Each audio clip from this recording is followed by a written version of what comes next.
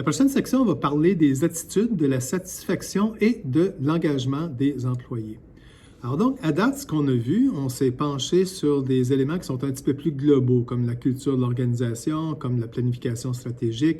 Puis on a commencé aussi à parler des processus, c'est-à-dire, sélectionner des gens, évaluer leurs compétences, gérer les compétences. Et ça, c'est toute une perspective qui est du point de vue organisationnel. La section qu'on voit maintenant va toucher plus particulièrement à l'aspect qui est personnel, donc à l'aspect des employés, parce que au-delà des processus qu'on met en place, tu fais toujours affaire avec des individus, puis les individus, eux, ils fonctionnent selon certaines règles. Puis ce qu'on va essayer de voir, c'est essayer de comprendre finalement qu'est-ce qui fait en sorte que les gens vont avoir tendance à prendre une décision, soit dans une direction ou dans l'autre. Quels sont les éléments de base qu'on connaît? Puis la première, c'est évidemment les attitudes. Donc, je vais vous présenter un peu c'est quoi le concept d'attitude, puis comment est-ce qu'on peut l'utiliser dans le cadre des ressources humaines. Une attitude, dans un premier temps, ça a une direction. OK? Alors donc, une attitude, ça peut représenter, si on regarde la définition, c'est un état mental puis neuropsychologique de préparation à répondre.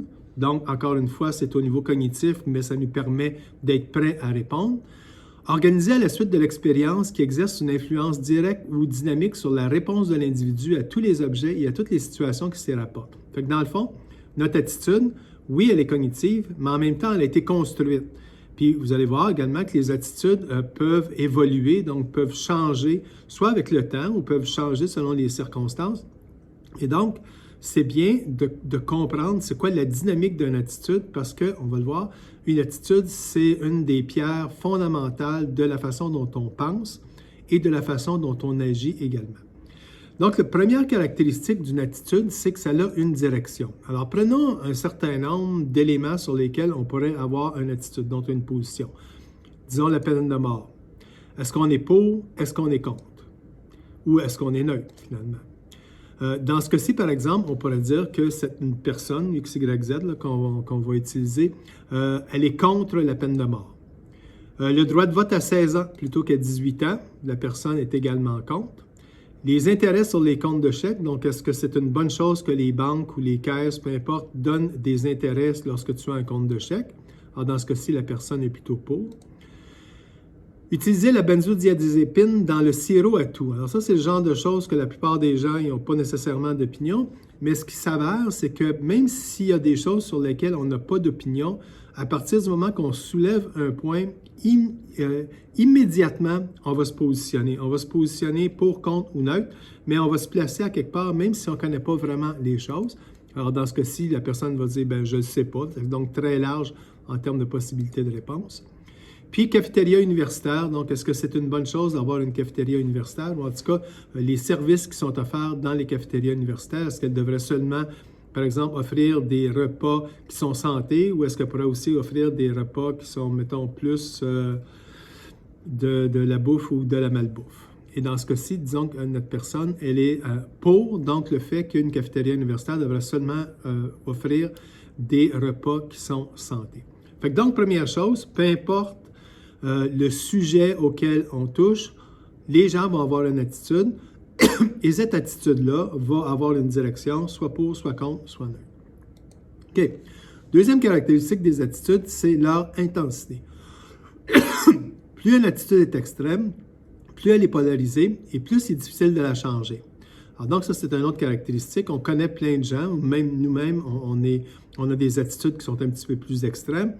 Et ces attitudes-là, on sait que ça serait extrêmement difficile de les changer.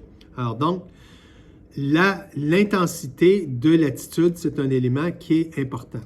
Si on regarde, par exemple, on prend toujours notre exemple, au niveau de la peine de mort, quelqu'un qui est contre est vraiment contre.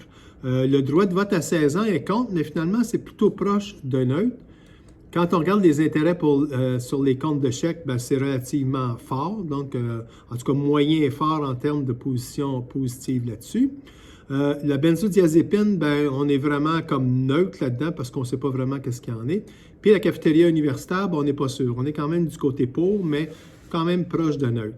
Fait que ça va avoir un impact très important sur le fait qu'on va défendre ça, puis le fait qu'on va se comporter dans une direction ou en l'autre selon la direction ou selon l'intensité de l'attitude. C'est une chose intéressante parce que lorsqu'on regarde comment est-ce que les organisations, comment est-ce que, en fait, à peu près toutes les personnes qui veulent que vous changiez d'attitude vont se comporter, ils vont toujours analyser ça. Un bon exemple, c'est les partis politiques. Les partis politiques qui voudraient amener les gens à ce qu'ils votent pour leur parti, évidemment. Souvent, c'est difficile de prendre quelqu'un qui vote pour un autre parti puis de l'amener vers le nôtre parce que les gens, dans plusieurs cas, vont avoir une attitude qui est probablement relativement, pas nécessairement 100% extrême, mais elle est rarement neutre. Alors donc, si tu veux les amener, il faut que tu sois capable de démontrer que finalement, leurs attitudes ressemblent aux tiennes. Ce qu'ils vont faire dans ce cas-là, c'est qu'ils vont choisir des attitudes qui ne sont pas extrêmes parce qu'ils savent que si je me positionne sur quelque chose qui est extrême, bien, ce qui risque d'arriver, c'est que les gens qui sont à l'autre extrême vont se braquer et ne viendront pas vers nous. Alors donc, ce qu'ils vont faire, c'est qu'ils vont choisir des sujets qui vont plutôt avoir dans la population générale quelque chose, une connotation qui est neutre. Donc, la plupart des gens sont plus ou moins intéressés, ou en tout cas, ils n'ont pas vraiment de position extrême par rapport à ça. Et ce qu'ils vont dire, c'est qu'ils vont adopter cette position-là, puis ils vont y donner une signification. Alors, ils vont dire, par exemple, que bien, cette chose-là ici qui se passe présentement, je ne sais pas moi, par exemple, les bureaux de poste. Bon. La plupart des gens trouvent que c'est une bonne idée qu'il y ait des bureaux de poste qui soient placés dans les différentes villes. C'est une opinion qui est relativement neutre, donc il n'y a pas vraiment personne qui va sortir dehors avec des pancartes pour dire que je veux avoir mon courrier à la porte plutôt qu'au bureau de poste. Alors donc, il y a un parti politique qui peut dire, bien, écoutez, nous, on pense qu'au niveau des bureaux de poste, où la poste devrait être donnée à domicile. Donc, on devrait avoir des facteurs comme on avait autrefois, et plutôt qu'avoir à se déplacer pour aller chercher notre courrier, les gens devraient les placer. Et là, ils vont amener cette chose-là. Et étant donné qu'au départ, la plupart des gens sont neutres, bien, ils vont écouter les arguments, puis ils vont avoir tendance à se ranger du côté des arguments. Parce que de toute façon, ce n'est pas important. Puis là, tout d'un coup, on leur donne tout plein d'arguments qui leur disent bien, ce serait une bonne idée d'aller dans cette direction-là, donc d'avoir le courrier à domicile. Et en faisant ça, bien, ce que les gens vont dire, vont s'apercevoir, ah, bien, c'est drôle parce que finalement, mon attitude, mon opinion, elle ressemble à l'opinion, l'attitude de ce parti politique-là.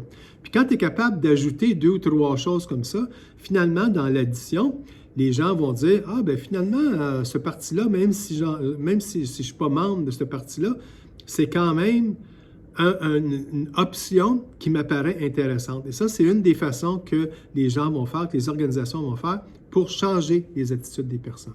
Alors donc, ici, il est question d'intensité.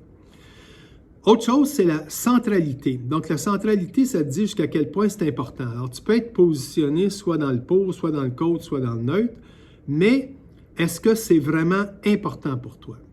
Alors, on va savoir ça dans ce cas-ci, lorsqu'on regarde pour la peine de mort, bien, cette personne-là, non seulement elle est contre, non seulement elle a une position qui est intense, mais en plus, c'est central pour cette personne-là. C'est fondamental, tellement que lorsque c'est central, les gens vont être prêts à faire des actions, à sortir dehors, à aller dans des manifestations. Donc, plus une attitude est centrale, puis plus que ça va amener des comportements de la part des gens. Par contre, si tu vois d'autres, tu vas t'apercevoir que le droit de vote à 16 ans, c'est, bon, on voit que la personne est contre, mais ce n'est pas central. C'est un peu plus central que moins, mais ça ne l'est quand même pas autant que pour la peine de mort. Alors, même chose pour les intérêts sur les comptes de chèques. Dans ce cas-ci, c'est plutôt neutre. Si on regarde pour la benzodiazépine, c'est la même chose, c'est vraiment très neutre. Et pour la cafétéria universitaire, bien, c'est un peu plus central, mais pas tant que ça. Donc, les gens, encore une fois, ne feront pas des manifestations pour ça. L'accessibilité, ça te dit jusqu'à quel point que ton attitude, elle est justement accessible.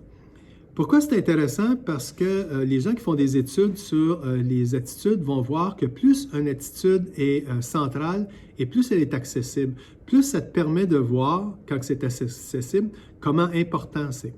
Ils vont utiliser, par exemple, ces notions-là, les policiers ou les douaniers, etc., qui posent des questions.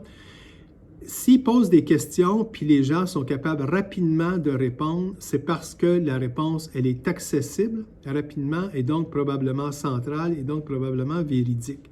Alors que les gens, si tu leur poses une question, qui vont prendre plus de temps pour y réfléchir, ce que ça dit, c'est que finalement, c'est peut-être moins central comme position. Et on a regardé notamment au niveau de la solidité des couples.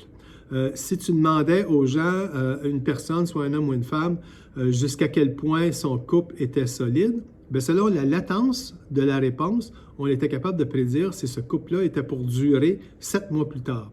Plus la réponse est rapide et spontanée, oui, mon couple est important, plus les gens vont rester en couple, et moins la réponse est spontanée, moins les gens vont avoir tendance à demander ça.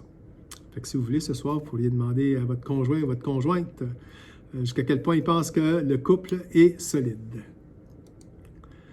Donc, quand on parle de l'accessibilité, dans le fond, il y a comme 3 zones. Tu as la zone d'acceptation, tu as la zone d'ambivalence, puis tu as la zone de rejet.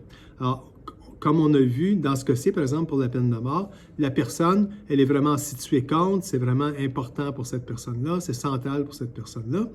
Fait que dans le fond, tu as une certaine portion ici d'opinion où ce que la personne va être ambivalente. Okay? Alors donc, à toutes les fois que tu vas dire, bien, moi je suis contre la peine de mort, pas de problème, je vais être d'accord avec cette personne-là. Si on va dire, je suis contre la peine de mort, mais dans certaines circonstances. Alors, par exemple, je ne sais pas, moi, les gens qui ont tué des enfants. OK? Ah, OK, là, ben, peut-être que dans ces cas-là, je suis prêt à accepter que la peine de mort puisse être mise en vigueur. Et là, tu as toute la partie qui est le rejet, qui va dire, bien, n'importe qui va arriver avec une opinion que, ben, de toute façon, pour garder la stabilité dans l'environnement, ben, moi, je vais plutôt aller de l'avant et dire que oui, on devrait remettre la peine de mort.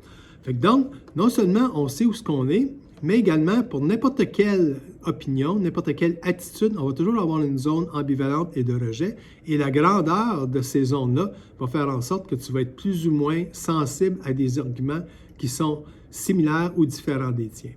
Alors, tu regardes par exemple le droit de vote à 16 ans, la zone d'ambiguïté, c'est d'ambivalence, est un petit peu plus grande.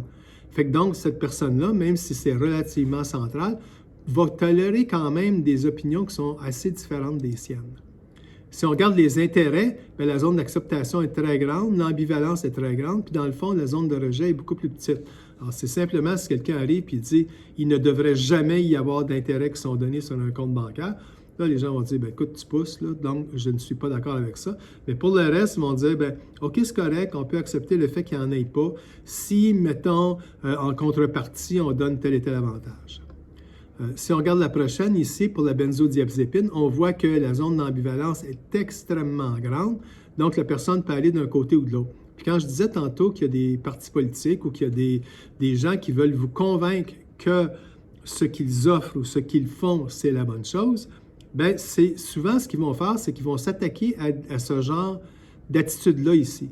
Parce qu'ils savent que vous allez être capable d'aller soit d'un côté ou soit de l'autre assez rapidement, parce que finalement, ce n'est pas central pour vous, puis vous pouvez aller d'un côté ou de l'autre. Et plus ils vont vous donner des arguments, puis plus vous allez partager des éléments similaires à ces personnes-là, plus vous allez croire que finalement on est pareil, puis finalement, bien, c'est une option qui est intéressante pour moi. Puis finalement, la même chose pour la cafétéria universitaire. Autre chose pour les attitudes, la structure. Donc, toutes les opinions, toutes les attitudes ont une structure et tu as toujours une partie dans l'attitude qui est cognitive, une partie qui est affective et une partie qui est comportementale. Donc, la partie cognitive, c'est comme la recette, savoir qu'est-ce qu'il y en est, comprendre les éléments qui sont en jeu. La partie émotive, évidemment, c'est toutes les portions qui font affaire avec les émotions qu'on vit par rapport à ça, qui peuvent être plus ou moins fortes ou qui peuvent être neutres. Puis la partie comportementale, c'est les actions qui y sont associées. Okay? Alors donc, si je dis par exemple l'école, bien l'école, on peut avoir une attitude qui est positive, on peut avoir une attitude qui est négative, on peut aimer ça, pas aimer ça.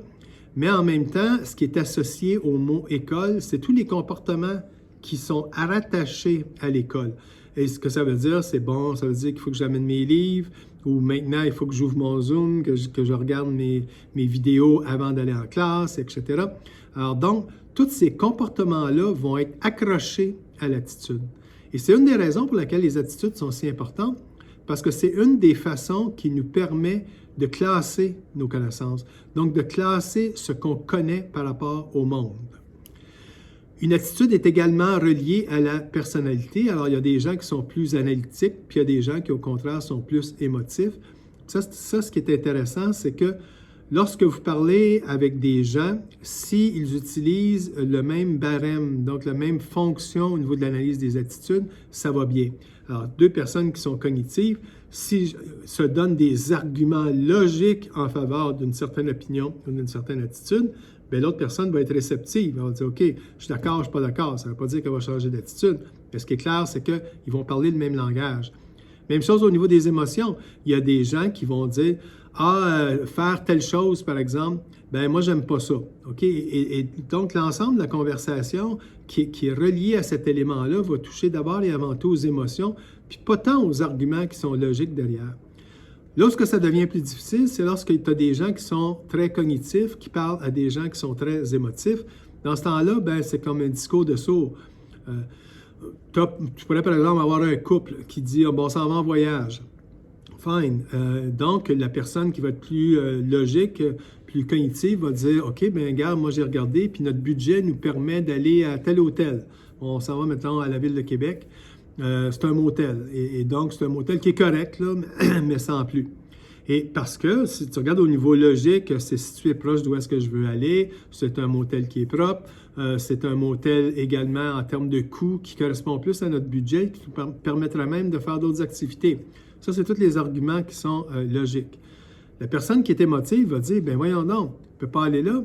Qu'est-ce qui va arriver? Qu'est-ce que les gens vont penser s'ils voient que je couche dans un motel et je ne couche pas à tel hôtel XYZ qui, elle, est de plus haut calibre, même si cet hôtel-là est plus élevé? Donc, toute la partie émotive qui fait référence au standing, à comment est-ce que la personne va se sentir puis être perçue, ça va être l'argument fondamental. Et là, quand les deux vont discuter, ça va être un discours de sourd parce que les gens ne comprendront pas que les attitudes ou les opinions sont données puis proviennent de deux endroits complètement différents. Finalement, les attitudes ont une fonction. En fait, il y en a plusieurs fonctions. Une fonction de connaissance, ça je l'ai mentionné. Une des façons que notre esprit fonctionne pour pouvoir classifier les informations qu'il y a dans le monde qui est environnement, c'est par rapport aux attitudes. C'est aussi une fonction de défense de soi. C'est-à-dire qu'on a souvent une opinion négative sur les gens qui ne nous aiment pas. Et donc, s'ils ne nous aiment pas, bien, on va leur attribuer un certain nombre d'éléments qui sont négatifs. Donc, on va avoir une attitude négative vis-à-vis de ces gens-là.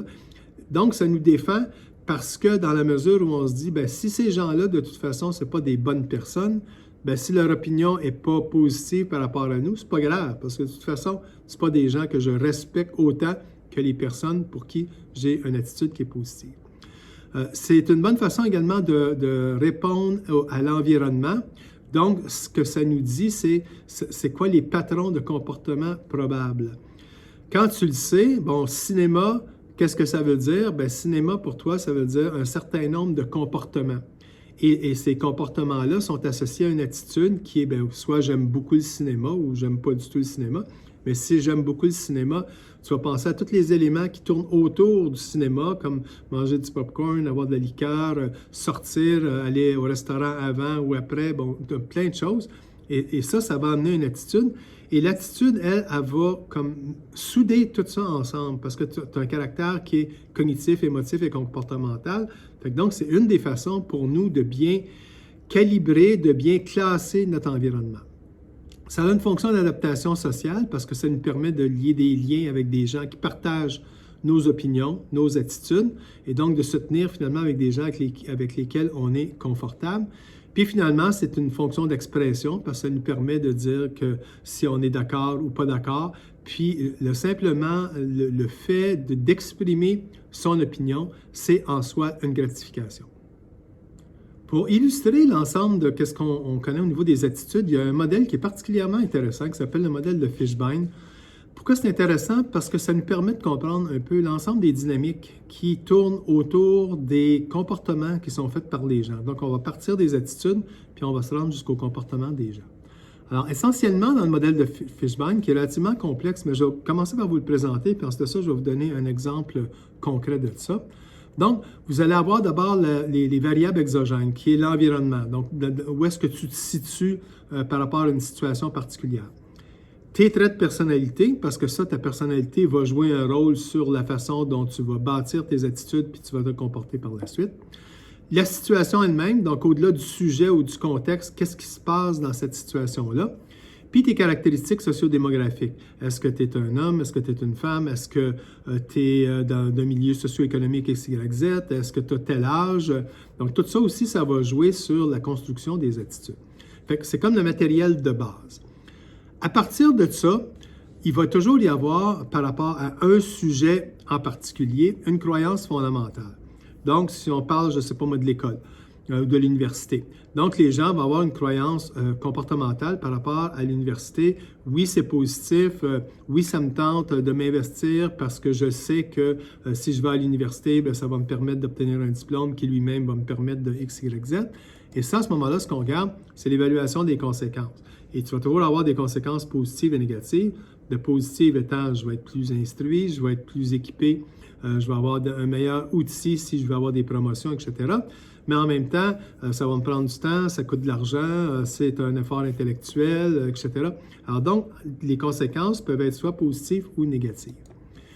Si tu regardes, tu as la croyance normative qui, elle, dit au-delà de ce que toi tu penses, tu vas toujours te référer également à ce que les autres pensent ou ce que la société pense. Alors, dans ce cas-ci, la croyance normative, ça peut être de dire que bien, finalement, aller à l'université, c'est une bonne chose. En fait, les gens qui vont à l'université, ce sont des gens qui sont plus instruits, ce sont des gens qui sont plus reconnus. Donc, ça va vous aider. Et également, votre environnement immédiat. Jusqu'à quel point votre environnement valorise ça. Il y a des environnements qui ne valorisent pas ça du tout, qui vont dire non, l'important, c'est d'aller travailler de ses mains ou travailler à l'extérieur. L'université, c'est une perte de temps. Alors qu'il y en a d'autres qui vont dire, bien, écoute, il faut absolument que tu aies un diplôme universitaire, sinon ça ne fonctionne pas. Alors donc, ton environnement immédiat, ta famille, tes amis, vont également avoir une influence sur la façon dont tu vas te comporter par rapport à cette situation-là. La motivation te soumettre, c'est-à-dire que les gens autour de toi vont avoir une pression pour que tu ailles dans une direction ou en autre, mais associé à ça, c'est est-ce que toi, tu es prêt à leur donner ce contrôle-là sur ta vie ou non? Donc, jusqu'à quel point tu es prêt à te soumettre, jusqu'à quel point c'est important ce que les autres pensent de ce que tu devrais faire, dans ce cas-ci, par rapport à l'université. Puis finalement, la dernière chose, c'est la perception de contrôle. C'est-à-dire que je pense que j'ai une attitude X, Y, Z, même si je connais les conséquences. Je sais ce que les autres en pensent, puis je connais aussi les conséquences de si j'y vais ou si j'y vais pas. Mais moi, quel contrôle que j'ai? Peut-être que j'en ai aucun. Peut-être que je suis obligé d'y aller. Peut-être que je vis dans une culture ou un pays où les gens sont choisis, triés sur le volet, puis que tu le veuilles, que tu le veuilles pas, tu vas à l'université. Ou bien on est plutôt dans un pays comme le nôtre où finalement c'est un choix qui est personnel, un choix individuel de se dire ben oui, c'est correct, je peux y aller, ou je veux y aller, ou puis je ne veux pas y aller, puis c'est moi qui est en contrôle du fait que je vais y aller ou je n'y irai pas. Puis dans la perception de contrôle, il y a aussi la question, est-ce que j'ai les moyens de le faire, les moyens financiers? Est-ce que j'ai le temps de le faire? Si j'ai une famille de 5 enfants, puis je dois travailler à temps plein, puis je suis monoparental, bien, peut-être que je ne pourrais pas aller à l'université. Fait que donc, la perception de contrôle, c'est non seulement jusqu'à quel point on est capable nous-mêmes de prendre la décision, mais en même temps, jusqu'à quel point on a les moyens de prendre cette décision-là. Ça amène 3 choses. Donc, tout ce qui a rapport avec la croyance comportementale et les conséquences, ça t'amène à l'attitude. Fait que je suis pour, ou je suis contre, ou je suis modéré. Et plus il va y avoir d'arguments en faveur, soit des arguments cognitifs ou émotifs, en faveur de cette attitude-là, bien plus mon attitude va être positive par rapport à ça, elle va être centrale et plus ça va m'amener par la suite à me comporter. La norme subjective, c'est aussi le résultat de ce que veulent les autres, puis jusqu'à quel point moi ça me tente d'écouter ce que les autres ont à dire. Puis finalement, le contrôle comportemental, bien, c'est directement relié avec la perception de contrôle. Donc c'est un peu une évaluation des plus et des moins sur qu'est-ce que ça a comme conséquence ou qu'est-ce que je pourrais faire si jamais je voulais mettre en action cette attitude-là. Et ça, finalement, ça nous amène à l'intention. Donc, l'intention va être ce qui va précéder immédiatement le comportement. Et dans le fond, beaucoup d'études ont démontré que les intentions, c'est un des meilleurs prédicteurs du comportement. Donc, si tu as l'intention de faire quelque chose, ça ne veut pas nécessairement dire que tu vas le faire, mais ça a nécessairement plus de chances d'arriver que si tu n'as pas l'intention de le faire. Et ça, c'est tellement fort que ça nous amène dans une situation où tu te dis, bien, si je suis capable de bien comprendre les attitudes des gens, la norme subjective de ces gens-là, bien, ça va me permettre de déterminer c'est quoi leur intention. Et beaucoup des sondages qui sont utilisés dans les organisations visent justement à obtenir cette information-là. C'est-à-dire, c'est quoi l'attitude des gens par rapport à X, Y, Z, une action opposée, puis c'est quoi la norme subjective. Et quand ils ont ça, bien, à la fin, ils sont en mesure de dire, si je la pose l'action, mettons, je veux mettre en place une nouvelle politique de rémunération qui va donner des renforcements aux gens lorsque, mettons, ça ne se faisait pas, ils atteignent des objectifs. OK? Et donc, on veut mettre en place ce programme-là. Si tout le monde est contre, si l'attitude, les intentions des gens, c'est que moi, j'aimerais pas ça, puis moi, je vais me rebeller ou je vais résister à ça, bien, peut-être que comme organisation, on va se dire, bien, finalement, je n'irai pas, je ne le ferai pas. Par contre, si dans l'ensemble, les gens sont, bon, finalement, c'est pas si important que ça, je suis ambivalent. Ensuite, bien, la norme subjective est importante, donc finalement, si les autres le font, moi aussi, moi le faire. Bien, à ce moment-là, les intentions de suivre cette nouvelle politique-là vont être beaucoup plus positives, plus grandes. Et donc, comme comportement, les gens vont faire les comportements dans la direction de ce qui est attendu. Et toi, comme organisation, tu te dis, ah, bien finalement, ça vaut peut-être la peine que je le fasse parce que les gens vont suivre ce que je veux. Dans la prochaine séquence, je vais vous présenter une vidéo qui a été faite essentiellement pour les adolescents, là, comme il faut passer par-dessus le style. Mais ce qui est intéressant, c'est que les études qui sont présentées sont réelles. Bon, mon exemple est con, hein. Tout ça pour dire que je vais vous montrer 5 techniques de manipulation que vous allez pouvoir reproduire, ou au moins vous en défendre. C'est parti. Un scientifique s'est amusé à se faire passer pour un SDF et s'est baladé dans la rue. Il est allé aborder des gens au hasard et pour leur demander une pièce d'1 euro. 21% des personnes acceptèrent de lui donner de l'argent. Voilà. Maintenant, avec d'autres personnes qu'il a pris au hasard, il est allé leur demander l'heure. Évidemment, là, tous les gens lui donnaient l'heure sans problème. Et seulement après que les personnes lui aient donné l'heure, le faux SDF, il n'avait strictement rien à branler de quelle heure il était, mais il leur demandait cette fois-ci, au fait, vous avez une pièce d'1 euro. Et là, tout à coup, c'est 58% des personnes qui lui donnèrent du fric. Waouh, c'est ce qu'on appelle en manipulation un pied dans la porte. C'est-à-dire que tu mets le pied d'abord, ensuite tu fous tout le corps. Au lieu de mettre directement tout le corps, c'est plus difficile, quoi. Donc, si vous avez un service difficile à demander à une personne, vous n'êtes pas sûr qu'elle va accepter, eh bien commencez par lui demander un service plus petit avant, et vous avez beaucoup plus de chances qu'elle dise oui à suivant, au plus gros, ce que vous voulez, vraiment. Alors là, des scientifiques déguisés allaient demander à des étudiants s'ils voulaient bien accompagner des jeunes délinquants en visite au zoo pendant 2 heures. Bon, les étudiants n'étaient pas très chauds, hein, ça peut se comprendre, et seulement 17% d'entre eux acceptèrent. Maintenant, avec d'autres étudiants qu'ils ont pris au hasard, évidemment, comme là, les scientifiques leur ont demandé « Bonjour, bon alors oui, est-ce que vous pourriez, toutes les semaines, 2 heures par semaine, passer du temps avec des jeunes délinquants? Et ceci pendant 2 ans. » Et non, voilà, c'était une demande assez chaude, donc il n'y a pas un seul étudiant qui dit « Oui, vas-y, prenez la vie, prenez tout ce que vous voulez. » Pas un seul qui dit oui. Et c'est justement, juste après, que les scientifiques disent « Oh, merde !» Et ensuite, bah, en fait, ils firent leur vraie demande donc d'accompagner pendant 2 heures des jeunes délinquants au zoo. Et là, cette fois-ci, c'est 50% des étudiants qui acceptèrent cette vraie demande au final. Et ça, c'est la technique qu'on appelle la portonnée. En quelque sorte, c'est l'opposé du pied dans la porte. Donc, concrètement, demandez à quelqu'un de faire quelque chose, mais quasiment impossible, il va refuser, et ensuite, vous faites votre vraie demande, qui cette fois-ci va lui paraître beaucoup plus abordable, quoi. Alors là, c'est un vendeur ambulant qui interpelle les gens qui passent près de lui et il leur demande s'ils veulent bien goûter une part de pizza. 50% des gens acceptent de goûter la part de pizza. Et dans une autre condition, avec d'autres personnes, en faisant sa demande, en fait, il va toucher brièvement en fait l'avant-bras des gens pendant 1 à 2 secondes. Et simplement en faisant cette petite chose en plus, le taux d'acceptation de bouffer cette putain de part de pizza là, ça monte à 80%. Tu touches l'avant-bras, c'est tout. Alors là, on appelle des gens par téléphone, on leur demande s'ils veulent bien acheter des cookies au profit des restos du cœur. Si on fait cette demande directe comme ça, à la frontale, on n'a que 10% d'acceptation. C'est pas beaucoup. les gens n'ont clairement rien à cirer. Mais si avant de demander d'acheter ses cookies, on pose la question « Ah, bon, bonjour, comment allez-vous aujourd'hui ?» Dans la plupart des cas, les gens vont répondre « Bah, ça va, tranquille, si, la famille. » Et nous, on leur dit « Ah, bah, tant mieux, je suis content que vous allez bien. » Et ensuite, on leur fait la demande pour les cookies. Et simplement, en se souciant de la santé de l'autre, eh bien, le taux d'acceptation pour les cookies, pour acheter les cookies, grimpe à 25%. Cette technique porte le nom un peu bizarre de, bon, je sais pas pourquoi, du pied dans la bouche. Ah, ça donne pas trop envie, surtout si c'est pas laver les pieds. Bah, évidemment, faites extrêmement attention la prochaine fois que quelqu'un vous demande comment ça va. Parce que la personne peut-être derrière essaie de vous manipuler.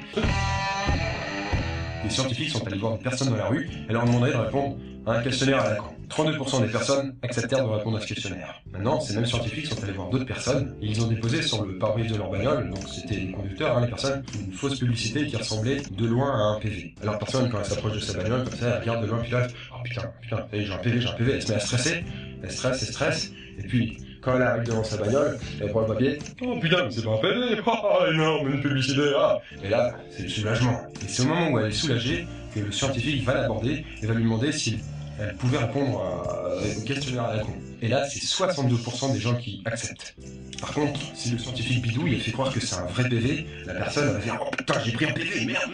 Elle va avoir les boules. Et là, si le scientifique arrive et dit « Bonjour, c'est un questionnaire à la con », l'autre « J'en ai rien à foutre de ton questionnaire !» Et ça fait que seulement 8% des personnes acceptent de répondre à ce questionnaire. Donc quand vous voulez lui demander une faveur à quelqu'un, pour avoir plus de chances qu'elle accepte, faites-la flipper un petit peu, puis soulagez-la, ensuite faites la demande. Bon voilà, c'est terminé. En fait, ce que ça nous dit, c'est qu'il existe des techniques qui nous permettent de travailler sur les attitudes des gens. Alors donc, dans l'exemple qu'on a vu ici, il existe 5 techniques qui sont réelles et qui sont utilisées soit par les personnes de façon inconsciente, mais souvent par les organisations de façon consciente. Parce que si on veut être en mesure de pouvoir modifier les attitudes des gens, ça c'est une des façons, en tout cas c'est plusieurs façons qui sont disponibles pour nous permettre de le faire. Fait que nous, comme employés, il faut être conscient de ça. Et comme gestionnaire, il faut connaître également ces techniques-là pour voir si, dans certains cas, ça peut être une des façons d'atteindre les objectifs. Si on regarde maintenant la satisfaction des employés, qui est une forme d'attitude. Alors donc, une attitude de satisfaction, c'est qu'on est heureux ou on n'aime pas notre emploi. Donc, la satisfaction des employés, c'est un élément qui est fondamental. Pour les organisations, on va voir que le fait que les employés soient satisfaits ou non, ça va avoir des impacts sur finalement l'output qui est donné par les employés, d'où l'importance d'y accorder une attention qui est particulière. Bon, si on regarde la définition, la satisfaction, premièrement, c'est une des plus anciennes thématiques de recherche en psychologie du travail et organisationnelle. C'est relié avec le choix de carrière, la motivation, la satisfaction au travail, puis c'est un des sujets de prédilection pour les chercheurs. Il y a des tonnes et des tonnes d'études qui ont été faites là-dedans. Puis, bien que les nomenclatures ils vont diverger, la plupart des acteurs ils vont reconnaître 2 grandes tendances précises, celles qui reposent sur la comparaison intrapersonnelle, puis ceux qui reposent davantage sur la comparaison interpersonnelle. Alors, comme le mot le dit, finalement, le processus de comparaison intrapersonnelle, c'est le fait que la satisfaction va être basée sur une comparaison que l'on fait avec nos propres standards. Fait que quand tu arrives par rapport à une situation particulière, mettons ici, ça va être une situation de travail, qui va déterminer si je suis ou non heureux, si je suis ou non satisfait par rapport à la situation, ça va établir mes propres standards. Si j'ai des standards extrêmement élevés, il faut que j'aille tout en termes de salaire, en termes de conditions de travail, en termes de flexibilité, de supervision, de collègues de travail, etc. Bien, ça se peut que je ne sois pas satisfait. Alors qu'une autre personne qui a exactement les mêmes conditions, mais qui a des standards plus faibles, cette personne-là risque d'être plus satisfaite. Donc, la comparaison, c'est vraiment le pairage entre les attentes initiales de la personne et la réalisation de ces attentes-là. Donc, c'est une comparaison qui est essentiellement intrapersonnelle. Comparaison interpersonnelle, c'est un autre élément qui semble très important pour la détermination de la satisfaction. C'est lorsqu'on se compare aux autres. Et lorsqu'on se compare, bien, dans certains cas, on va trouver que notre situation est meilleure. Dans d'autres cas, on va considérer que notre situation est pire. Et là, la comparaison peut être faite par rapport aux collègues de travail dans notre propre unité, mais ça peut être aussi de gens qui travaillent dans d'autres organisations, dans des emplois qui sont similaires ou même différents. Mais ce n'est pas grave. Ici, l'important, c'est que la satisfaction est basée d'abord et avant tout sur une comparaison de nos conditions en fonction des conditions de d'autres personnes. Le modèle qui explique le mieux ça, c'est le modèle d'Adams. C'est un modèle intéressant parce que ce qu'il regarde, c'est finalement le ratio entre l'input personnel puis l'output personnel, et d'une part, et l'input des autres versus l'output des autres. Fait que dans le fond, ce qu'on regarde, c'est quoi j'investis dans mon emploi par rapport à ce que ça me donne. Puis quand je regarde les autres, qu'est-ce qu'eux autres investissent par rapport à qu'est-ce que ça leur donne. Et là, je compare les deux, et là, je vais déterminer si c'est égal ou si c'est différent, si j'en donne plus ou si les autres en donnent plus. Quand on parle des inputs, lorsqu'on va déterminer notre niveau de satisfaction, notre niveau jusqu'à quel point on trouve que c'est équitable, les inputs vont tenir compte du temps qu'on investit, du niveau d'éducation. Alors si on arrive puis on a un diplôme beaucoup plus avancé que les autres, bien, on s'attend à avoir des conditions qui sont meilleures parce qu'on a investi plus pour avoir cet emploi-là. Notre expérience, les efforts, la loyauté, la tolérance, le sacrifice, etc. Donc, il y a plein d'éléments qu'on va tenir en considération pour déterminer notre propre input. Par rapport à l'output, c'est qu'est-ce que ça me donne? Au niveau des salaires, au niveau des bénéfices, au niveau de la sécurité d'emploi, au niveau du renforcement que je vais avoir, des responsabilités qu'on va me donner, de la réputation que je vais avoir. Donc, ça aussi, c'est tout le côté qui ressort une fois que j'ai investi, qu'est-ce que ça me donne? Et là, c'est quand tu fais le ratio entre les deux. Si tu as un ratio d'input plus élevé que ton output, ben, tu considères que tu en donnes trop par rapport à ce que tu reçois, ou à l'inverse, que tu n'en donnes pas assez, puis là, tout d'un coup, ben, j'en reçois pas mal plus que ce que je pensais. Dans la théorie de Adams, ou dans le modèle d'Adams, on va non seulement faire ce ratio-là par rapport au point où on va se dire que justement on en donne trop ou on en donne pas assez, ou bien non, on en donne juste suffisamment par rapport à ce qu'on reçoit, mais ce ratio-là, on va le comparer aux autres. Alors si par exemple, nous autres, on investit vraiment beaucoup, on fait des heures supplémentaires, on se donne, on est toujours volontaire, bon, puis finalement, notre salaire n'est pas si extraordinaire que ça, mais tu regardes les autres, puis ils font pareil. Bien, c'est correct. Tu vas considérer que finalement, c'est équitable, puis tu vas considérer que la situation, tu peux être très satisfait de cette situation-là. Par contre, si toi, tu te donnes vraiment beaucoup pour un salaire, mettons, X, Y, Z, puis tu regardes les autres personnes qui ont le même salaire, puis tu considères qu'eux autres, ils n'en donnent pas autant, là, tu vas trouver que c'est inéquitable. Et donc, ça, cette notion d'égalité ou d'inégalité entre les deux, c'est ce qui va déterminer jusqu'à quel point tu vas être satisfait, puis jusqu'à quel point tu vas modifier ton comportement. Dans le cas où ce que tu considères que finalement tu en donnes trop par rapport aux autres, souvent ce qu'on va observer, c'est que tu vas avoir une normalisation vers la moyenne. Donc les gens ils vont dire, bien, finalement, pourquoi je devrais en donner tant que ça? Quand j'observe que les autres qui ont la même chose, puis finalement ils en donnent moins, bien souvent ça va faire en sorte que le comportement va diminuer. Ton investissement va diminuer.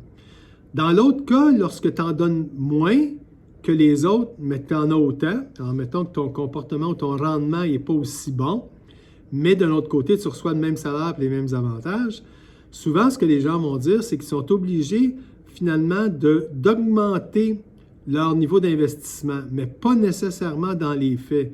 Alors, il y a certaines personnes qui vont dire, bien, finalement, ce que je fais, j'en fais peut-être pas autant, mais ce que je fais, c'est plus important que ce que font les autres. Et donc, ils vont accorder une importance plus grande au comportement qu'ils ont, donc à leur input, qui va faire en sorte que l'équation va se restabiliser, qu'elle soit vraie ou qu'elle soit pas vraie. Puis, ce qui est intéressant, puis c'est un peu une preuve de ça, c'est quand tu fais des sondages auprès des gens puis que tu leur demandes, d'après eux, est-ce qu'ils considèrent que leur rendement est supérieur à la moyenne, donc au-dessus de 50 %? Bien, la plupart des études vont démontrer que 90 % des employés considèrent que le rendement est supérieur à la moyenne. Or, c'est impossible, parce que la moyenne, c'est exactement ce que tu vas retrouver, 50 % des gens qui vont être en bas, 50 % des gens qui vont être en haut.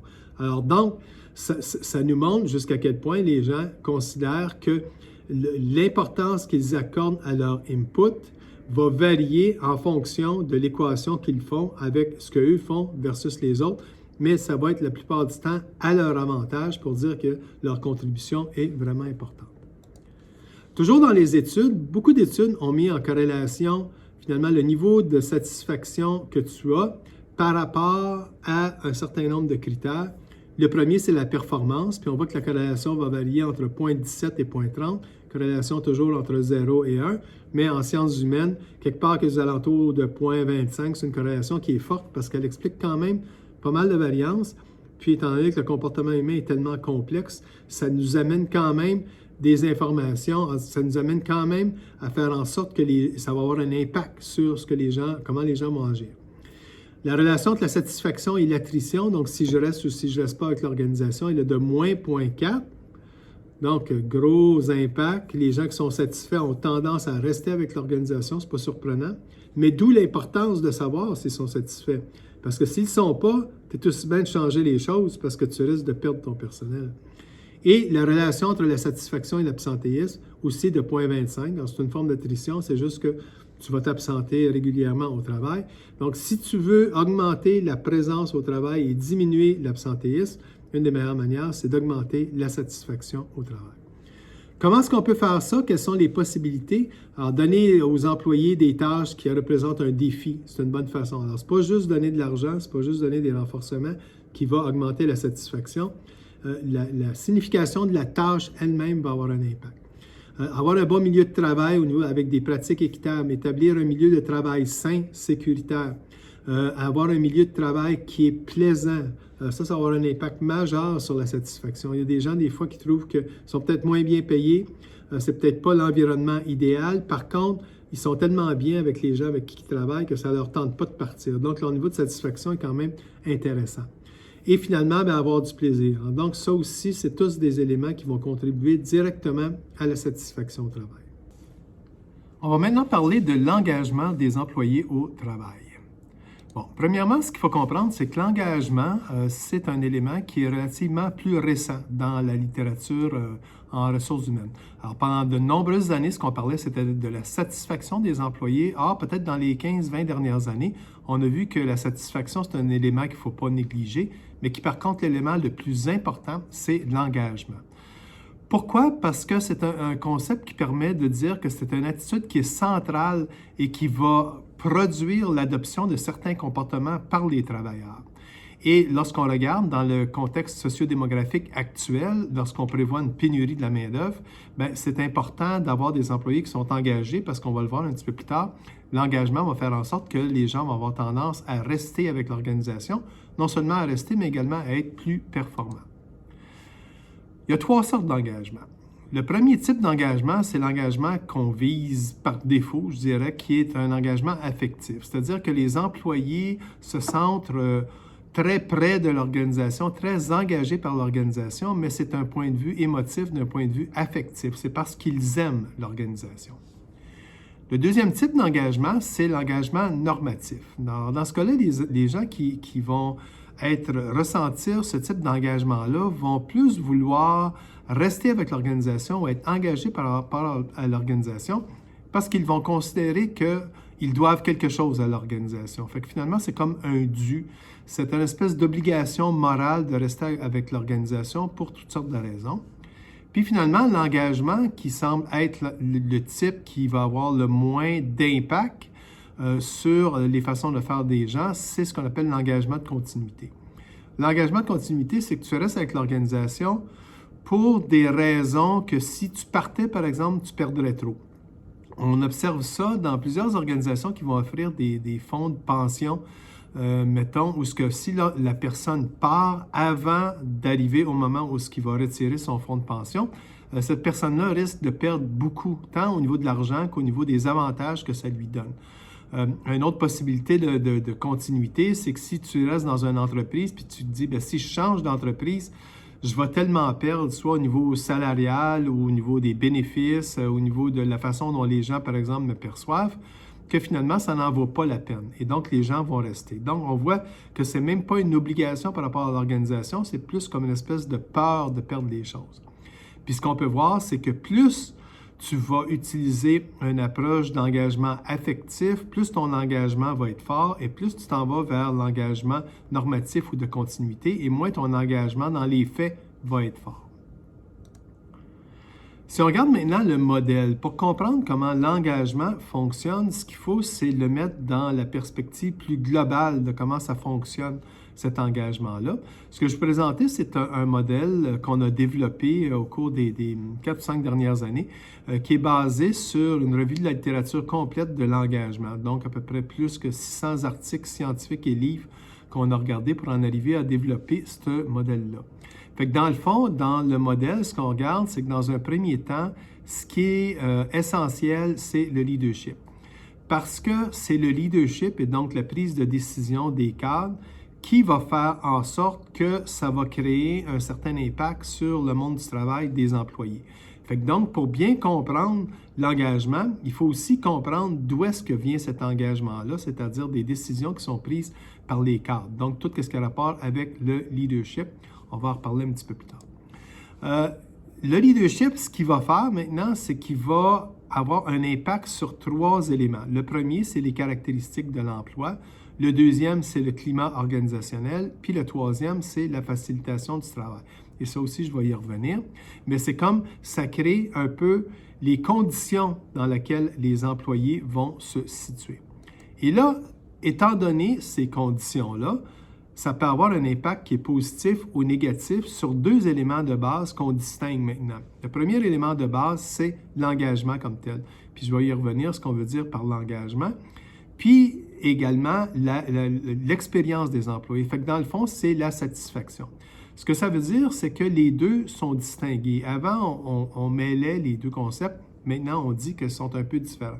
L'engagement, c'est vraiment l'élément qui va être le moteur, c'est-à-dire jusqu'à quel point je vais être prêt à faire des choses parce que je suis engagé par rapport à mon organisation. Alors que l'expérience employée, c'est plus l'élément de réception, c'est-à-dire que les employés, comment eux, ils reçoivent leur environnement, puis comment ça va faire en sorte qu'ils sont plus ou moins satisfaits. Fait que les deux, évidemment, sont corrélés l'un avec l'autre, mais sont quand même différents. Parce que tu peux avoir des gens qui sont très satisfaits mais pas si engagés que ça. Donc, ils sont vraiment bien dans leur organisation, ils trouvent qu'ils ont un bon salaire, ils trouvent que l'environnement est super le fun, mais ça ne fait pas nécessairement d'eux des gens qui sont engagés. Ou à l'inverse, tu as des gens qui sont engagés, même s'ils trouvent que leur environnement n'est pas si extraordinaire que ça. Fait que par rapport à ça, qui est la résultante des conditions qu'on observe, on a l'engagement et l'expérience des employés. Et ce qu'on va voir, parce qu'il y a quand même plusieurs études qui sont penchées là-dessus, c'est que ça a un impact direct sur la performance des employés. Et là, la performance va se distinguer en deux fonctions. La première, c'est la performance de l'employé lui-même, donc par rapport à son travail, mais ça a aussi un impact sur l'importance ou de la performance organisationnelle. Donc, dans le fond, plus les gens, plus les employés sont engagés dans leur travail, et plus ça va avoir un impact non seulement sur leur travail lui-même, mais également sur l'organisation dans son ensemble. On va voir quelques statistiques un petit peu plus tard. Si on regarde l'indice maintenant pour essayer de comprendre un peu plus, lorsqu'on parle du leadership, ce qu'on regarde, c'est vraiment le leadership transformationnel. Fait que vous vous en souvenez, lorsqu'on a vu le module sur le leadership, on a vu qu'il y avait des caractéristiques qui étaient associées à un leader. Et dans ce cas-ci, nous, ce qu'on mesure là-dedans, ça va être est-ce que le leader est un modèle pour les autres? Est-ce qu'il va inspirer les autres? Est-ce qu'il y a une bonne communication? Est-ce que ses attentes sont proportionnelles à ce que les gens sont capables de faire? Est-ce qu'il est ouvert, il démontre de l'initiative, du développement, etc. Il va développer ses employés. Donc, ces caractéristiques-là, c'est les caractéristiques qui sont associées au leadership transformationnel. Ce qu'on voit, c'est que plus les gestionnaires, les cadres vont utiliser une approche transformationnelle, plus les gens vont avoir tendance à être engagés. Du point de vue de l'indice organisationnel, on va regarder les caractéristiques de l'emploi. Les caractéristiques de l'emploi étant, est-ce que c'est un emploi qui est intéressant? Donc, est-ce que ça me présente des défis intéressants? On va regarder également si les gens ils considèrent qu'ils ont suffisamment d'autonomie dans leur travail. Puis, la troisième chose qu'on va regarder, c'est est-ce qu'ils reçoivent du feedback de la part de leurs clients. Ça peut être des clients internes, ça peut être des clients externes, mais ces éléments-là vont faire en sorte que les gens vont trouver que les caractéristiques de l'emploi sont intéressantes. Le climat, c'est le climat organisationnel qui s'applique peut-être à l'unité comme telle, mais qui s'applique également plus largement au département et à l'organisation dans son ensemble. Puis finalement, la facilitation du travail, c'est la perception que les employés ont du fait on leur donne tous les moyens nécessaires pour qu'ils soient en mesure de faire leur travail. Donc, si une organisation fait une bonne job de ce côté-là, les employés vont dire, bon, j'ai les ordinateurs, j'ai les moyens technologiques, j'ai les moyens physiques, j'ai les ressources, soit en termes humains ou en termes matériels, qui me permettent de faire mon travail. Alors ça, c'est la partie facilitation. Et l'ensemble de ces trois éléments-là, donc qui sont les conditions de travail, vont être générés par les leaders, donc le leadership avant. Et ça nous amène à un indice d'expérience employée. L'expérience employée, c'est jusqu'à quel point je suis satisfait. Et là, si tu regardes l'ensemble des possibilités de satisfaction, il y en a des dizaines, des centaines. Alors, nous, ce qu'on a regardé, puis ce qui ressortait comme étant plus significatif dans la satisfaction, c'est satisfaction par rapport à ta propre carrière, par rapport à la satisfaction générale. Donc, je dirais si tu as à indiquer de façon globale si tu es satisfait ou non. Tes relations avec les gens, tes relations avec le superviseur, les conditions d'emploi, puis si tu vis dans un environnement, tu travailles dans un environnement que tu considères comme étant sécuritaire. Finalement, l'indice d'engagement, les éléments qui sont mesurés par ça, il y en a 6. La fierté de faire partie de ton organisation, le désir que l'organisation ait du succès, ton désir, toi, de rester dans l'organisation, le fait que ta vision correspond à la vision de l'organisation, la vigueur à laquelle tu es prêt à t'investir dans l'organisation, puis finalement, est-ce que tu es prêt ou non à donner des efforts additionnels. Alors, tous ces éléments-là que vous voyez sont en fait des questions ou des éléments qui sont mesurés par les sondages organisationnels. Nous, ce sont les éléments qu'on a retenus dans le sondage organisationnel qui est utilisé par la compagnie. Voilà. Quand tu analyses les données qui proviennent des sondages organisationnels, ce que tu veux finalement, ce n'est pas juste avoir une photographie. C'est bien une photographie, mais en même temps, ce qu'il faut faire, c'est être en mesure de faire en sorte que cette photographie-là va t'amener à ce que les gens deviennent plus performants, à ce que les gens soient plus heureux. Donc, parce qu'on sait que l'engagement va générer à la fois de la performance individuelle puis de la performance organisationnelle. Fait qu'une des façons qu'on regarde lorsqu'on voit les résultats, c'est qu'on va mettre sur deux axes. Premièrement, l'engagement des employés, ici, d'un engagement qui est très faible à un engagement qui est très élevé. Puis de l'autre côté, on va mettre l'expérience employée, donc qui est plus ou moins la satisfaction des employés. Et ça, ce que ça te donne, c'est que ça te donne 4 grandes dimensions.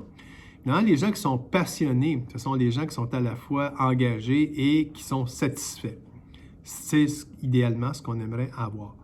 Par contre, si tu es peu engagé, mais tu es satisfait, ou ton expérience employée est positive, tu vas être détaché. Donc, c'est des gens qui émotionnellement ne se sentent pas impliqués dans les objectifs organisationnels. Ils font leur job. Ils ne sont pas tellement engagés. Par contre, ils trouvent qu'ils sont relativement satisfaits. Par contre, si tu es engagé, puis tu t'aperçois que tu n'es pas ou tu n'es pas heureux par rapport à ce qu'on te donne dans l'organisation, à ce moment-là, tu vas être insatisfait. Ça peut être des gens qui peuvent se plaindre, dans certains cas, non. Mais c'est sûr que toi, en termes de qu'est-ce que tu te ressens comme type d'employé, c'est de l'insatisfaction. Puis finalement, tu as les personnes qui sont dans les pires conditions, c'est-à-dire non seulement ils ne sont pas contents, ils ne sont pas satisfaits, mais en plus, ils ne sont pas engagés. Alors donc, ce sont des gens qui vont avoir tendance à être plus apathiques. Quand tu regardes ça, ce que tu fais, c'est que tu peux te poser la question, est-ce que ces profils-là, d'abord pour ton organisation dans son ensemble, tu peux voir où est-ce que tu te situes, mais ceci étant dit, ce qui est encore plus intéressant, c'est quand tu divises ton organisation. Alors nous, les sondages organisationnels qu'on utilise, c'est souvent dans des très grandes organisations. Et ces très grandes organisations-là, il y a différents départements et chaque département a des unités. Et quand tu veux avoir une action, cette action-là, c'est préférable lorsqu'elle est plus ciblée. Et de la façon de faire ça, c'est qu'on va déterminer les résultats de chacune de ces unités-là par rapport à ce double axe-là. Et ça, je vais vous donner un exemple par exemple, un sondage qu'on a fait auprès d'une organisation. C'est un sondage réel. Et ce qu'on voit, c'est qu'on va diviser d'une part le niveau d'engagement et le niveau de l'index organisationnel, donc de satisfaction. Et là, chacun des départements, on va le mettre où est-ce qu'il se situe sur l'axe. Et on va faire deux choses. On va établir ici une espèce d'endroit où ce que tu dis, ben, c'est un peu comme la moyenne ou le minimum qu'on s'attend, autant sur le niveau d'engagement que sur le niveau de satisfaction. Et on peut également comparer les résultats à la norme de l'industrie, parce qu'il y a des données qui existent, plusieurs millions de personnes, où ce qu'on peut voir que ton organisation, où est-ce qu'elle se situe sur l'engagement et la satisfaction, si je te compare à d'autres organisations dans le milieu où ce que cet indice-là est présent, mais qui est basé sur des dizaines de milliers ou des centaines de milliers, dans certains cas des millions de personnes. Et là, ce qui est intéressant, c'est que tu peux dire, OK, bien finalement, si je regarde l'unité ici qui est là, bien, je m'aperçois que je vais avoir un paquet de gens qui sont passionnés. Et là, ça va bien. Fait que donc, mon intervention organisationnelle pour cette unité-là, c'est d'essayer de maintenir ces conditions-là. Si je suis capable de les améliorer, tant mieux, mais quand tu arrives à un certain point, c'est assez difficile. Mais c'est sûr que ton intervention va être beaucoup plus au maintien des choses telles qu'elles sont présentement. Par contre, si tu prends une autre unité, ici, celle-là, bien là, tu t'aperçois que tu vas avoir plus de problèmes parce que les gens vont être plus désengagés, ils vont être beaucoup plus apathiques. Alors donc, dans ces cas-là, bien, il faut que tu regardes de façon plus spécifique qu'est-ce qui se passe dans les résultats de ton sondage, qu'est-ce qui fait que les gens sont satisfaits ou pas satisfaits. Et là, à partir de là, bien, tu vas être capable de déterminer quelles sont les actions que tu vas poser par la suite. Si on regarde les résultats des données, en tout cas de l'impact que l'engagement a sur les organisations, là, je vais vous en présenter plusieurs rapidement. Vous pourrez les consulter par la suite si vous voulez.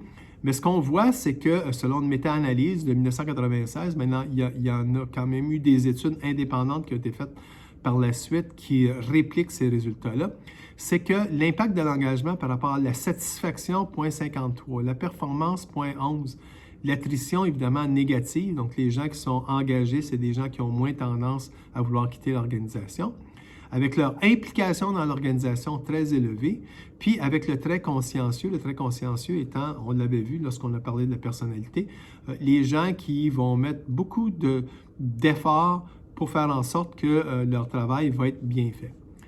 Dans les autres études qu'on a vues, on voit que les recherches démontrent généralement qu'une expérience positive, donc ici on parle de l'expérience employée, va faire en sorte que tu vas avoir 52% des gens qui vont être moins tentés de quitter, 73% qui vont donner plus que ce qui est demandé, puis 32% vont démontrer une performance qui est supérieure. Fait que donc, il y a un impact direct entre le niveau, dans ce cas-ci, des expériences de satisfaction des employés et l'output qu'on va avoir de ces personnes-là. Si on regarde, Harvard Business Review, en 2013, a fait une étude auprès de 550 cadres supérieurs. Puis ce qu'on a vu, c'est que 71% d'entre eux croient que l'engagement des employés est très important pour le succès de l'organisation. 72% croient que reconnaître le travail des employés performants va améliorer l'engagement. Par contre, 24% des répondants croient que les employés de l'organisation sont très engagés. Fait qu'il y a beaucoup de travail à faire. On parle de 76% des employés qui sont soit engagés ou peu engagés. Et ça, c'est un résultat qui est assez systématique quand on regarde notamment Gallup qui fait un sondage d'engagement depuis plusieurs années. Tous les ans, il va voir qu'à peu près ça, entre 20 et 30% des employés sont très engagés, alors que les autres ne le sont pas à un niveau, au niveau qui serait attendu.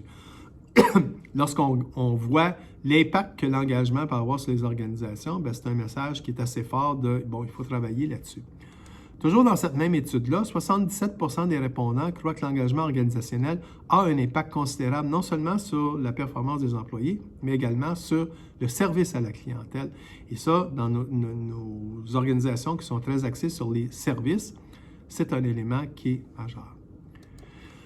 D'autres statistiques, les organisations qui ont un niveau d'engagement surpassent de 202% les organisations qui ont un faible niveau d'engagement. 73% des employés désengagés sont ouverts à de nouvelles opportunités d'emploi. Ce chiffre s'élève à 56% chez les employés moins engagés et à 34% dans des employés engagés. Autrement dit, plus tu es engagé, moins tu vas être ouvert à aller travailler ailleurs. Et quand on mentionnait dans un contexte de pénurie de main-d'œuvre, ben, ce n'est pas banal. Les employés qui se sentent écoutés sont 4,6 fois plus enclins à offrir un rendement supérieur, donc encore une fois, un impact direct sur le comportement. Les équipes de travail qui sont hautement engagées génèrent 21% de plus de profit. Les programmes d'engagement des employés peuvent accroître les profits de 2 400 $ par employé par année, quand même pas si mal. Et les organisations qui ont des employés engagés observent 233 % de plus de loyauté et 26 % de revenus annuels supérieurs. Les organisations qui ont un haut niveau d'engagement vont surpasser de 202 % les organisations qui ont un faible niveau d'engagement. 73 % des employés qui sont désengagés sont ouverts à de nouvelles opportunités d'emploi. Donc, dans un contexte de pénurie de main-d'œuvre, c'est sûr que ça a un impact parce que les gens vont avoir tendance à partir. Alors que tu regardes, 56 % des employés moins engagés vont avoir cette tendance-là et seulement 34 % des employés qui sont engagés. Les employés qui se sentent écoutés sont 4,6 fois plus enclins à offrir un rendement supérieur. Donc, encore une fois, un impact direct sur le comportement ou l'output que les employés vont donner. Les équipes de travail qui sont hautement engagées vont générer 21 % de plus de profits. Les programmes d'engagement des employés peuvent accroître les profits de 2 400 $ par employé par année. Donc, si tu es rendu que tu as, je sais pas moi, 100 employés, on est rendu dans 2 400 000, c'est pas négligeable en termes d'impact pour l'organisation. Et les organisations qui ont des employés qui sont engagés vont observer 233 % de plus de loyauté et 26 % de revenus annuels supérieurs. Et ça, ce sont toutes des études différentes. Si jamais ça vous intéresse, vous pouvez aller le regarder. Plusieurs, ce sont des informations qui nous proviennent des sites web. Toujours dans les statistiques, le pourcentage des employés qui prévoient rester dans l'organisation, 66 % alors que les désengagés, 12 %. Donc encore là, un impact majeur. Ce que ça nous dit, l'ensemble de ces statistiques-là, et c'est très, très, très cohérent, peu importe les études qu'on va regarder, c'est que finalement, les employés qui sont engagés, vont rester plus longtemps avec l'organisation, puis deux, vont être plus performants tant au niveau individuel qu'au niveau organisationnel. Fait que ça t'amène à la question, fine, je fais un sondage d'engagement, j'ai un certain nombre d'informations qui vont ressortir de ce sondage-là. La prochaine question, c'est qu'est-ce que je fais avec ça? Donc, comment je peux améliorer l'engagement? Et ça, c'est probablement ce qui va faire la différence entre les organisations, qui vont améliorer leur niveau d'engagement, mais également qui vont avoir un impact lorsqu'on utilise ces outils-là sur la performance, sur la satisfaction des gens. Alors, comment est-ce qu'on le fait? Dans l'approche que nous, on privilégie, on va regarder ce que nous, on appelle les leviers d'engagement ou les drivers. Alors, voici comment ça fonctionne. Tu fais un sondage d'engagement et là, tu vas faire l'analyse des résultats par unité. C'est très, très... On va le faire pour l'ensemble de l'organisation, mais souvent, c'est comme un épée dans l'eau parce que l'ensemble d'organisation, c'est la moyenne des fois de milliers de personnes. Et donc, ce n'est pas au niveau organisationnel qu'on va faire vraiment plus la différence. Lorsqu'on veut avoir une action qui est plus ciblée, bien, peut-être qu'une unité est plus ou moins engagée, mais pas pour les mêmes raisons qu'une autre unité qui a le même niveau d'engagement ou de désengagement, mais ça peut être pour des raisons totalement différentes. Fait que ce qu'on va faire, c'est qu'on va regarder les résultats pour chacune des unités. Alors, dans ce cas-ci, premièrement, ce qu'on regarde, c'est l'indice d'engagement. Notre indice d'engagement, c'est un indice qui va être entre 1 et 5, qui va dire jusqu'à quel point les organisations, en tout cas notre unité est engagée ou pas engagée. Si tu es à 1, c'est parce que tu es complètement désengagé. Si tu es à 5, c'est que ton engagement est vraiment très élevé. Puis tu vas avoir évidemment des décimales, là. La plupart vont être aux alentours de, mettons, 3,22 ou 4, peu importe. Fait que donc, tu regardes l'indice d'engagement. Et là, pour chacun des employés, ce qu'on va regarder, c'est comment les gens y ont répondu aux différentes questions. Et chacune des questions va toucher un aspect particulier. Alors, suis-tu satisfait, mettons, avec la paye? Est-ce que je suis satisfait par rapport à la supervision que j'ai de mon cadre supérieur? Est-ce que je suis satisfait des valeurs organisationnelles? Bon, etc., etc. Et ce qu'on fait, c'est qu'on fait la corrélation entre chacune de ces questions-là et l'indice d'engagement. Et ce qui va arriver, c'est qu'il y a des questions ou qu'il y a des éléments qui sont mesurés qui, elles, sont plus en corrélation avec la satisfaction. Alors, par exemple, si tu prends la première unité, ce qu'on pourrait observer, c'est que les gens qui trouvent que le superviseur est très bon vont avoir tendance à être plus satisfaits, puis les gens qui ont tendance à trouver que, le superviseur est moins bon vont avoir un indice d'engagement qui est plus faible. Ça te donne un levier, parce que tu sais que ça a un impact direct. C'est quelque chose qui fait la différence sur l'engagement des employés dans cette unité-là. Alors donc, à partir de là, ce que tu vas faire dans la prochaine année, c'est que tu vas établir un plan d'action qui va faire en sorte que ces employés-là vont être en mesure d'être plus engagés. Pourquoi? Parce que tu agis directement sur ce qui cause l'engagement. Dans ce cas-ci, c'est la supervision. Mais une autre unité, ça peut être quelque chose de totalement différent. Ça pourrait être, par exemple, je ne sais pas moi, le climat de travail. Bien, si c'est le climat de travail, c'est là-dessus qu'il faut que tu travailles. Peut-être les gens ils aiment beaucoup leur superviseur, mais ils trouvent que pour certaines raisons, je ne sais pas, on ne leur donne pas suffisamment l'équipement nécessaire pour faire leur travail, ils sont désengagés. Bien, c'est là-dessus qu'on va travailler. Donc, chacune des unités va avoir des éléments différents à travailler et ça, c'est à partir de là qu'on va être en mesure d'avoir un impact sur le rendement final des employés. Alors, les normes, ce sont, on en a parlé tantôt, ce sont des normes qui nous permettent de comparer les résultats qu'on obtient dans une organisation par rapport à qu'est-ce qu'on voit à l'extérieur. Et ça, c'est extrêmement intéressant dans la mesure où ces normes-là te permettent de comparer. Parce que des fois, tu peux regarder puis tu dis, bon, mon Dieu, ça n'a pas l'air si bon que ça en termes d'engagement. Par contre, si tu te compares à l'industrie, bien, tu vois que finalement, c'est pas si mal que ça. Ou vice-versa, tu penses que tu n'es pas pire, puis tu te compares à l'industrie, puis tu es en bas. Puis pourquoi c'est intéressant de se comparer à l'industrie? Parce que surtout pour le secteur privé, c'est que si tes employés sont plus engagés que tes compétiteurs, ils vont être plus performants. Et s'ils sont plus performants, l'organisation dans son ensemble va être plus performante. Et vice-versa. S'ils sont moins performants, bien, tu risques d'avoir une situation où tu vas te sentir justement moins performant, mais ça va se traduire par des résultats qui ne sont pas à la hauteur de ce que tu voudrais avoir. Il y a également des normes. Dans ce cas-ci, les normes que nous, on utilise sont basées sur plus de 100 000 répondants à des sondages organisationnels et on a certaines données qui ont été validées auprès de bases de données qui comportent plus de 20 millions de répondants. Alors ça, c'est important parce que ta base normative, ça te dit jusqu'à quel point c'est stable. Quand tu te compares, jusqu'à quel point tu peux être comme certain que la comparaison peut être maintenue. Voilà.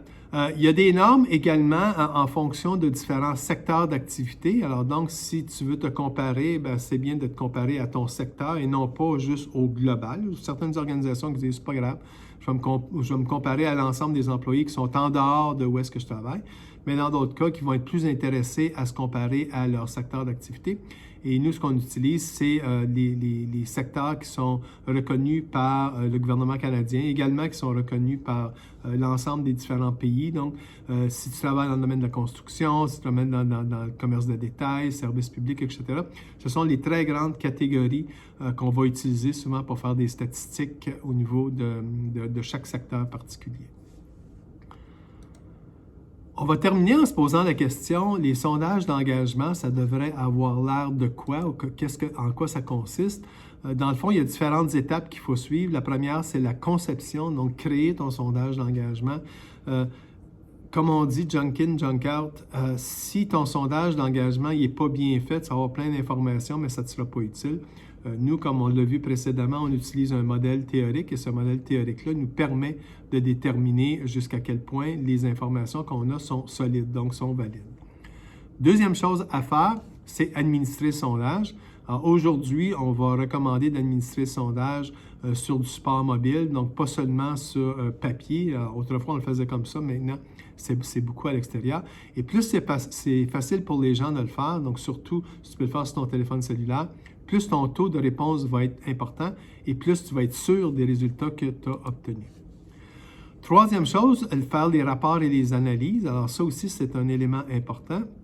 un des enjeux avec les organisations, c'est comment rapidement je vais avoir accès à ces rapports-là. Si on se reporte seulement 5 ou 6 années avant, lorsqu'on le faisait tout par papier, le moment où le sondage était terminé puis qu'on recevait les rapports, des fois, il se passait 2 mois, 3 mois, 4 mois avant qu'on les reçoive.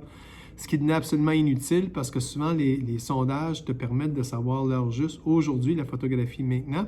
Et si tu agis maintenant là-dessus, tu as des bonnes chances d'avoir un impact. Par contre, si tu attends trop longtemps, l'impact n'est pas bon. Aujourd'hui, les différents types de sondages te permettent d'avoir certaines entreprises, en tout cas d'avoir les sondages immédiatement ou d'attendre plus ou moins longtemps. Alors ça, c'est un élément à regarder. Nous, de notre côté, on a développé une stratégie qui te permet d'avoir les résultats immédiatement. Et finalement, tu as la conduite du changement. La conduite du changement, ça te dit que non seulement tu vas avoir le rapport et les analyses, mais c'est l'étape d'après. Si tu ne fais pas de plan d'action, ça ne te donnera rien. Tu vas juste rester là, tu vas prendre des photographies, puis les employés vont avoir l'impression que finalement, ça ne leur donne jamais rien parce qu'il n'y a pas de suivi qui est fait sur le sondage. Au niveau de la conception du sondage, donc il y a des sondages qui ont été conçus pour évaluer des facteurs importants. Tu n'as pas seulement un seul facteur qui est au niveau organisationnel, donc pour l'ensemble de l'engagement, mais ça peut aussi mesurer différentes choses. Et pour le faire, il faut que tu regardes les données historiques, il faut que tu fasses des entrevues auprès des intervenants, il faut que tu examines une banque de questions, il faut que tu aies une ébauche de sondage, puis finalement, tu aies une mise au point. Alors, tout ça se fait avec les organisations. Pour l'expérience, on peut le voir, ça peut se faire directement sur le web, sur la tablette, téléphone intelligent, et dans certains cas, c'est papier, donc c'est une chose qui est optionnelle. Et ça arrive même aujourd'hui. Il y a certaines usines où c'est impossible de s'assurer d'avoir des gens qui vont avoir des téléphones cellulaires, pour toutes sortes de raisons, ou bien parce qu'ils veulent que ça se fasse dans le cadre du travail, donc pendant les heures de travail. Les gens n'ont pas accès à leur téléphone, étant donné les circonstances dans lesquelles ils sont. Et donc, à ce moment-là, on peut utiliser le format papier. C'est plus rare, mais on le voit quand même encore régulièrement. On a aussi des bases de questions qui nous permettent de mesurer différentes dimensions. Alors, quand on regarde un sondage organisationnel, tu as tout le modèle que je vous ai présenté précédemment, mais il peut y avoir des éléments plus particuliers sur lesquels on voudrait se pencher. Alors donc, santé-sécurité, c'est un enjeu. Est-ce que les gens se sentent sécures dans leur emploi? Est-ce qu'ils trouvent que la sécurité dans l'organisation est suffisamment bonne? Donc, il existe ce qu'on appelle des mini-sondages qui vont s'ajouter au sondage annuel et qui vont nous permettre d'évaluer si les gens sont satisfaits dans ces choses-là. Et aussi, ces petites dimensions-là, ces petits sondages peuvent être utilisés, on va en reparler par après, dans des sondages qu'on appelle des sondages Pulse. Donc, tu pourrais, par exemple, décider de mesurer seulement la santé-sécurité ou seulement le travail d'équipe pour une raison particulière. Il y a un événement qui se passe dans l'organisation, tu veux savoir comment les gens réagissent à ça, comme là, tu peux avoir des mini-sondages de peut-être 5-6 questions qui te permettent d'avoir une réponse qui est rapide. Ça, c'est le genre de rapport que vous pouvez avoir. Donc, je vais vous donner cet exemple-là parce que c'est un rapport auquel j'ai accès, qui vous donne finalement des informations. Dans ce cas-ci, ce rapport-là, c'est le rapport qui est qui est résumé. Évidemment, pour chacune des questions, tu peux avoir des rapports qui sont détaillés. Fait que tu vas avoir tout ce que les gens vont avoir répondu pour chacune des questions dans le détail, le pourcentage de gens qui étaient très satisfaits, moins satisfaits, etc. Donc, ça, c'est des outils que tu peux utiliser pour faire une analyse qui va te permettre de mettre en place un plan d'action. Et là, quand on regarde les pistes de développement ou les plans d'action, c'est le genre d'informations qu'ils vont vous donner. Et là, les pistes de réflexion, les plans d'action qui sont donnés, souvent, ce sont des questions de réflexion dans un premier temps. Donc, se poser la question, OK, comment analyser les données qui sont là? Qu'est-ce que je pourrais faire, soit comme superviseur ou comme équipe? Et ça, c'est ces informations-là, dans le cadre des rapports que nous on fournit, vont nous donner ces informations-là. Il va également y avoir des opportunités d'amélioration. Et là, dans ce cas-ci, on n'est pas tant dans la réflexion, on est plus dans voici des suggestions d'action qui, on sait par le passé, ont permis d'améliorer les choses au niveau de l'engagement. Dernier aspect, lorsqu'on parle d'engagement, c'est ce qu'on appelle l'écoute en continu. Je l'ai mentionné un petit peu. Ce qu'on s'aperçoit d'une part, c'est que les sondages annuels, ce n'est pas suffisant pour s'assurer qu'un changement va faire en sorte que les gens vont être engagés. Deuxième chose qu'on va s'apercevoir par rapport à ces sondages-là, c'est que les employés d'aujourd'hui demandent de plus en plus de transparence et d'honnêteté de la part des organisations. Et donc, juste un sondage annuel où ce que tu vas cibler les gens, oui, ce qui va te donner de l'information, ça demeure quand même sur une période de 12 mois. Donc, ça, ce n'est pas l'idéal. Troisième chose, on veut être plus agile. Donc, les organisations qui sont plus performantes, c'est des organisations qui sont capables de réagir plus rapidement à des situations précises qui se passent. Et ce niveau d'agilité-là, une des choses que les sondages peuvent te donner, c'est que si tu en fais plusieurs, et ce qu'on va voir plutôt des sondages qui sont de type pulse, bien, ça te permet de réagir plus facilement à ce qui se passe dans ton environnement. L'autre chose, c'est que les organisations investissent de plus en plus dans l'analytique. Si vous vous souvenez, on avait parlé lorsqu'on avait touché à l'intelligence artificielle, c'est que la seule manière d'utiliser ou de faire de l'intelligence artificielle, c'est d'avoir des données. Si tu n'as pas de données, tu ne peux pas avancer. Or, toutes les données qui sont en rapport avec comment les employés se sentent dans l'organisation, c'est fondamental parce que c'est souvent la raison qui va faire en sorte que les gens vont être plus ou moins performants ou qu'on va atteindre X, Y résultats. Donc, quand tu as ces données-là, par le biais des sondages, toutes les machines qui sont derrière l'intelligence artificielle vont être en mesure d'incorporer ces données-là puis d'aider à la prise de décision par la suite. L'utilisation d'appareils mobiles continue d'augmenter chez les employés, donc c'est de plus en plus facile d'utiliser ça. Puis, les professionnels, ils deviennent de plus en plus stratégiques. Alors donc, le fait ou la possibilité de démontrer de la stratégie est en lien avec les informations que tu vas avoir pour justement mettre en place ces stratégies-là. Ça ici, ça te dit le type d'écoute. Alors donc, ça, c'est des types de sondages pulse qu'on va avoir. Et tu vas en avoir, par exemple, au moment du recrutement des employés. Est-ce que les gens sont satisfaits de la façon dont on fait le recrutement? Et ça touche directement à ce qu'on appelle la marque employeur. Et la marque employeur va avoir un impact direct sur le fait que les gens vont être tentés de venir travailler pour ton organisation. Tu peux faire un sondage sur le développement des compétences. Est-ce que les gens considèrent qu'ils sont suffisamment appuyés au niveau de la formation du développement de leurs compétences, sur la mobilité de carrière, bon, etc. Alors donc, dans ton cycle de vie d'employé, ici, jusqu'au départ, qui est au moment de l'attrition, pourquoi est-ce que tu décides de partir? Bien, tu peux poser des questions ou tu peux envoyer des sondages qui vont te permettre de déterminer si ça fonctionne bien ou si ça fonctionne moins bien. Aussi, possibilité d'avoir ce qu'on appelle des heat maps. Ça, c'est de plus en plus en demande de la part des organisations. Fait que les heat maps, ce que ça te dit finalement, c'est que tu vas regarder les indices, par exemple l'indice d'engagement avec les questions qui sont posées. Tu vas voir c'est quoi les moyennes que tu observes et tu vas voir dans ce cas-ci, c'est le niveau au niveau de la comparaison de la norme. Tu peux regarder également un autre type de norme, le 75e percentile. Dans ce cas-ci, c'est une norme qui est basée sur les 75% des gens qui sont les plus satisfaits. Donc, tu élimines les personnes qui sont les moins satisfaites, puis tu essaies de te comparer juste aux gens qui sont les plus satisfaits. Alors, c'est sûr que dans ce cas-là, ta marche est plus élevée parce que tu te compares à des gens qui sont plus satisfaits que des gens qui sont moins satisfaits. Et tu peux comparer le résultat par rapport à l'organisation en général et à l'unité 1, l'unité 2, l'unité 3, etc. Fait que donc, tu peux regarder pour chacun des aspects comment tu te compares non seulement à la norme, non seulement à l'organisation, mais aux autres unités. Et ça, c'est de l'information utile qui va te permettre à la fin de mieux calibrer où est-ce que tu en es. Et là, à partir de là, de dire, oui, finalement, c'est qu'est-ce que je devrais faire pour au moins être au même diapason que soit l'organisation dans son ensemble ou les autres unités, où je suis mieux, où je suis pire, mais c'est sûr que les gestionnaires aiment bien se comparer les uns aux autres. Pour améliorer l'engagement au travail, plein de choses qu'on peut faire, donc favoriser la convergence des valeurs, s'assurer que chaque employé connaît bien son rôle dans l'organisation, etc. Donc, ça, c'est simplement des idées. Dans le fond, ce qu'on regarde, ce sont les leviers d'engagement, donc les drivers d'engagement. Pour l'organisation dans son ensemble, il y a des actions qui peuvent être posées de façon plus globale. Par contre, si on veut vraiment avoir un impact, il faut faire ces actions-là au niveau des unités même et non pas seulement au niveau de l'organisation. En conclusion, l'engagement, la satisfaction des employés, c'est, en ressources humaines, quelque chose qui est fondamental.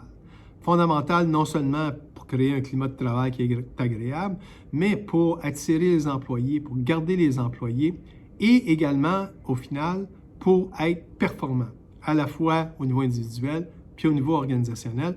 Et la seule façon d'y arriver, c'est par le biais de mesures qu'on fait, souvent des sondages d'engagement, qui vont nous permettre d'améliorer l'engagement ou en tout cas faire en sorte que l'engagement soit maintenu ou soit accru lorsque c'est nécessaire.